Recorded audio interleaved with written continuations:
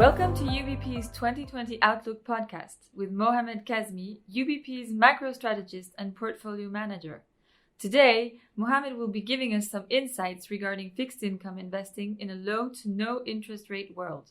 Hello, Mohammed. Hi there. Thanks for having me today. So, how would you describe the current macro backdrop for credit markets? So I think that it's a backdrop of cautious optimism is how we would describe it. I mean, if we look back to the start of 2019, the market was fearing a recession, which at the time we thought was overdone and was a move we looked to fade. Now, if we look at the last quarter, we think the markets actually got carried away in the opposite direction, trading for another reflation story, which again, we think may be a situation in which markets are getting a little ahead of themselves. Because the reality is we're probably somewhere in the middle. Growth has stabilized at a low level. There are signs that the manufacturing sector is beginning to improve based on the surveys, but this still seems to be quite a fragile rather than a robust recovery. And we saw that with the recent US ISM print, and especially when you think of some of the risks that do remain into next year. In addition, I think if we look at how risk markets have traded lately, it seems like much of the growth improvement is already in the price to some extent. So it wouldn't just require growth to stabilize, but really to start improving for spreads to tighten significantly from here. At the same time, however, we do think that you do have support from central banks heading into next year, and fiscal policy is also turning more loose. So that should mean that carry in high quality credit can still work well, as central banks will continue to keep volatility low. And in the growth story, we do not expect a recession in 2020. And what is the position of the major central banks? How are their actions influencing your views? So I think it's good to look at how central banks and risk markets reacted to central banks in 2019.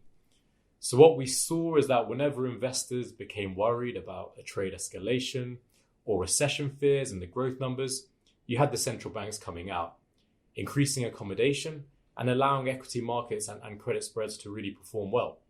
And I think we still have a Fed that is far from the 0% lower bound.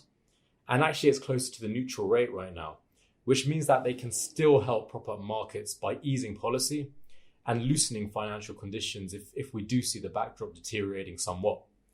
If we turn to the ECB, they probably have a bit less ammunition at this stage in terms of providing new additional stimulus compared to the Fed, given that there are some clear divisions on the ECB board.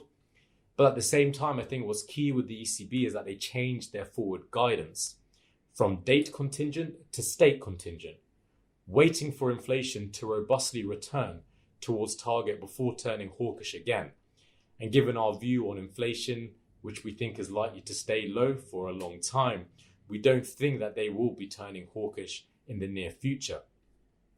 So what this means is that QE2 is actually set to continue well into 2020 and probably beyond, where the initial numbers of their purchases actually suggest that the ECB's purchases have been skewed a little more favorably towards the corporate bond market compared to their first program.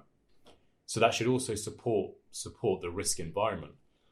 And in Q4 of 2019, it's really felt like investors have traded on this theme of excess liquidity. We've had the Fed increasing its US Treasury purchases to build its balance sheet reserves back up. And we've had the ECB, which has commenced its new asset purchase program.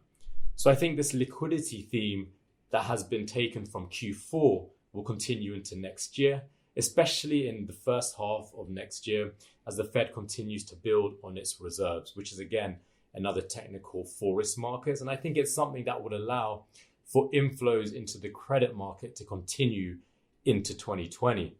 2019 was a very strong year on this front, and we would anticipate for inflows into credit to continue in 2020 as investors look for return and yield above the more defensive segments of the fixed income universe, which aren't necessarily providing the returns of prior years. And in your opinion, what should investors be watching for in 2020? So I think the first wildcard to really watch out for is fiscal stimulus in Germany. So this has been talked about for many months now, and we do seem to be slowly heading in this direction. So Firstly, we've had the initial change in the SPD leadership. These new leaders are clearly looking for more fiscal loosening. But the real question is, will this just be incremental easing or something much more significant that will really improve the productivity of the country? For now, our base case is that it will be incremental, and we think that it will need a deeper recession in Germany or an external shock to really get that big bang fiscal stimulus. But it is something to watch. And I think fiscal stimulus or policy more generally is a theme in 2020 to watch out for, not only in Germany. So Japan recently announced the fiscal package, and whoever's in power in the UK, they'll probably be looking to loosen the purse strings as well, which should mean that actually 2020 is going to be the first year in many where we have both monetary policy support and fiscal support as well, which should also cushion any fears around the growth story. I'd say another one to watch for next year is also Brexit. So yes, Brexit has been a topic of discussion in 2019, and I just don't think it's going to fade in 2020. I think even, once we do get through the UK elections, if we do have a Conservative majority which is able to pass the Brexit bill through Parliament, clearly that will be a positive. But I think that the focus will quickly turn to the transition period and whether a free trade agreement can be signed before the end 2020 deadline that's currently in place. So yes, I do think UK assets can do well in the near term, but then there is a question as we head later into next year, what it really means and whether a free trade agreement can be found in the near term. And I guess politics generally is still in focus next year. And the final point to make here will probably be in the US. So clearly in November next year, we get the presidential elections. But I personally feel that it could come back on the agenda a lot sooner than the end of next year. In February, we have the Iowa caucus. In March, we'll be having Super Tuesday with the various primaries. So what that will show is who the likely Democratic candidate for the presidential elections will be. And for markets, the real focus is on, will this be Elizabeth Warren or won't it be? If it is, you could see some risk-off moves on the back of it, given her less friendly market policy she has been campaigning on. So yeah, I mean, there are a few fears and risks out there that the market should be aware of and waiting for heading into next year. I think that's on top of the question that we're asking ourselves right now is the data really turning or is this a false dawn? So do you think that the drivers that have created the low or non-existent yields for bond investors will continue in the near term? I mean, I think most likely, yes. In reality, we have been in this low rates, low inflation, and low growth environment basically since the sovereign crisis. And there are no real signs of it ending. For things to change, what we really need to see is inflationary pressures rising globally. However, we didn't see this at a time when both the US and Europe were growing above trend in 2017. And so it's really hard to see these pressures rising right now. I mean, if we look at the Chinese PPI print that recently came out, it's still in deflation negative territory. That's often used as a forward-looking indicator for inflation globally, which does highlight there is a lack of inflationary pressures for now. And again, I come to fiscal policy. It's the only way it seems that we could really see some inflationary pressures building. If we look at why inflation is so low, it's being held down by demographics and productivity. Fiscal policy, if it's spent correctly, it can help actually boost productivity and then over the longer term in inflation. But as I mentioned previously, firstly, I think fiscal policy at this stage is more incremental. And really, I think it's a story of, we'll believe it when we see it. Because we've been in this regime for over 6 years now, you could say. Central banks at the same time, they're talking more and more about their inflation targets becoming more symmetric, where they're looking at average inflation targeting frameworks. So even if we did get inflation moving above target, it doesn't necessarily mean that central banks will turn more hawkish and be raising rates anytime soon, which again supports this idea that rates will remain relatively low for the foreseeable future. So can you explain what this low to no interest rate world means for Euro investors? So I think it means that the more defensive segments of the Euro fixed income market in particular, such as sovereign debt or the aggregate benchmarks, they'll be facing very low to negative expected returns for 2020. In 2019, these parts of the market were actually able to benefit from a significant decline in interest rates, leading to capital appreciation and strong returns. And these returns are unlikely to really be repeated in 2020, given where yields currently sit and what's priced in and expected from the central banks.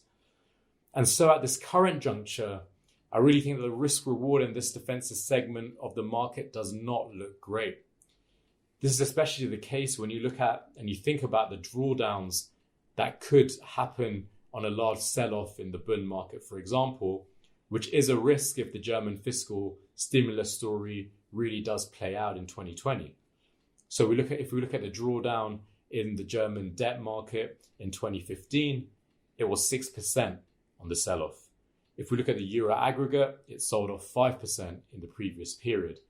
And really at a time when your pickup is 0.5% coupon, it really doesn't make sense from a risk reward perspective to be holding these defensive segments. And so it probably means that Euro-based investors have to look elsewhere for their returns. One solution here could be going down the absolute return route so that you can actively manage both interest and credit exposure, avoiding these large drawdowns and resulting in better Sharpe ratios. Another option we think that makes sense right now, even for Euro-based investors, is once again looking at the dollar credit market. For example, when you look at owning dollar credit hedged back into euros, it comes only at a modest cost versus owning euro credit right now, but we see much greater potential for yield compression and so greater capital returns within the dollar credit market, especially given that the Fed has more room to adjust to any shock. So you'll get the rates component there as well. And especially as our growth picture is one that we see the US economy being more robust at this stage, where it's more questionable in Europe. And what will the long-term consequences of the prolonged low no interest environment be? And how do you position for it? So I think this environment, as I mentioned, is not only crucial to actively manage your exposures, but I think it's also key to focus on liquidity. Better liquidity does matter in our opinion because it acts as a cushion in times of stress. And that's very important during the volatile episodes. We've seen that during the VIX sell-off in Feb 2018, or we also saw it during the Italian spread widening in May of that same year, where even trading the Italian sovereign bonds, for example, became difficult due to the liquidity. And as we head later in this cycle, we will get more and more of these moments and spikes of volatility before the central banks end up coming in and calming things down. So for us, this means not chasing returns in the less liquid parts of the market, and instead focusing on holding balanced portfolios of both credit and interest rate risk at a time when central banks are still supportive and inflation is still low. By focusing on liquidity in the credit market, we also think that it makes sense to take some of this credit exposure through CDS indices. For example, in the European credit market, CDS indices represent around 80% of trading volumes, highlighting how liquid they are. They had a bid-offer spread of around a tenth of the cost of the cash high-yield market and have historically outperformed the cash market in times of stress. So we think that it is a good way to get diversified and liquid exposure to the credit market. Thank you very much, Mohammed, and thank you all for listening. More podcasts on UBP's 2020 Outlook will follow in the coming days, so stay tuned.